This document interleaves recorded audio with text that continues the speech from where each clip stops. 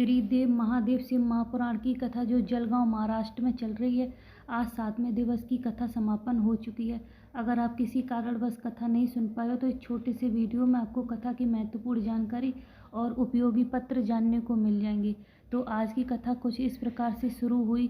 गुरुजी ने कहा, आज के समय में ज़्यादा मेहमान नहीं आते हैं, पहले के समय में ज़्यादा आते थे। तो सबका भी कहना था कि हाँ, पहले के समय में ज़्यादा आते थे, क्योंकि पहले जो स्नेह मान सम्मान जो पहले देते थे वो आजकल नहीं है।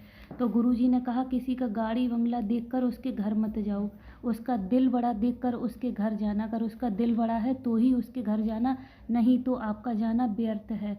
तभी संजीवनी जी पत्र लेकर आए। उन्होंने कहा, मेरी शादी को 10 साल हो गए थे, मेरी कोई संतान नहीं थी, ऐसी कोई जगह नहीं, ऐसा कोई डॉक्टर नहीं जिसको हमने दिखाया नहीं। फिर उन्होंने कहा, गुरुजी सब लोग औरतों को ही क्यों बोलते हैं, कभी कोई आदमी को क्यों नहीं बोलता। हर बात खरी खोटी समाज की, घर परिवार की, औरतों को ही क्यों सुननी पड़ती है। फिर बाबा की कृपा से हमने 2 बार पशुपतिनाथ का व्रत भी रखा, पर नहीं हुआ। सबने कहा अब नहीं होगा, अब नहीं होगा, लेकिन हमने हिम्मत नहीं आ रही, हमने तीसरी बार भी व्रत रखा। और बाबा की कृपा का क्या वर्णन करूं। आप कहते हो कि देव देते हैं पल्ला झाड़ के और महादेव देते हैं छप्पर फाड़ के। तो बाबा की करुणा से हमारे घर में 2-2 पुत्र हुए। बाबा का धन्यवाद करने कथा पंडाल में आई हूँ।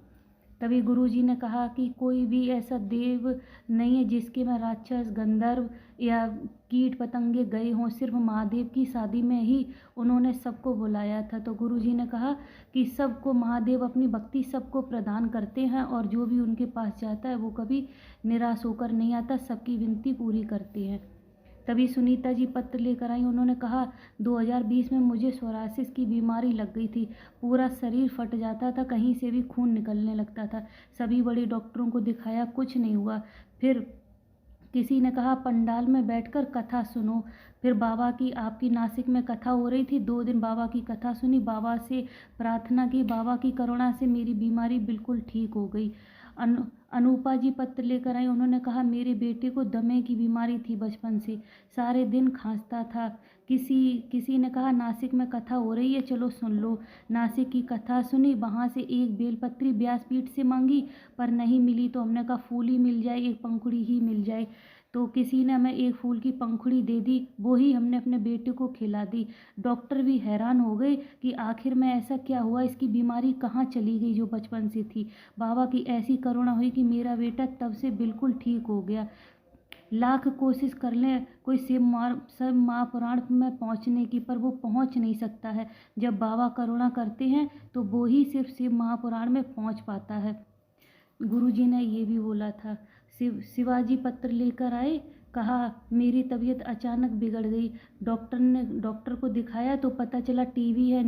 डॉक्टर को दिखाने से पता चला टीबी है, निमोनिया है। तभी मेरे पिताजी से किसी ने कहा कि आप पार्थिव शिवलिंग बनाकर उसका पूजन करो, लेकिन तब तक हम लोग छत्रपति शिवाजी हॉस्पिटल में भर्ती हो गए थे। तो पार्थिव शिवलिंग कैसे बनाते, तो उन्होंने कहा 9 बजे रात्रि वाला उपाय है वो करो।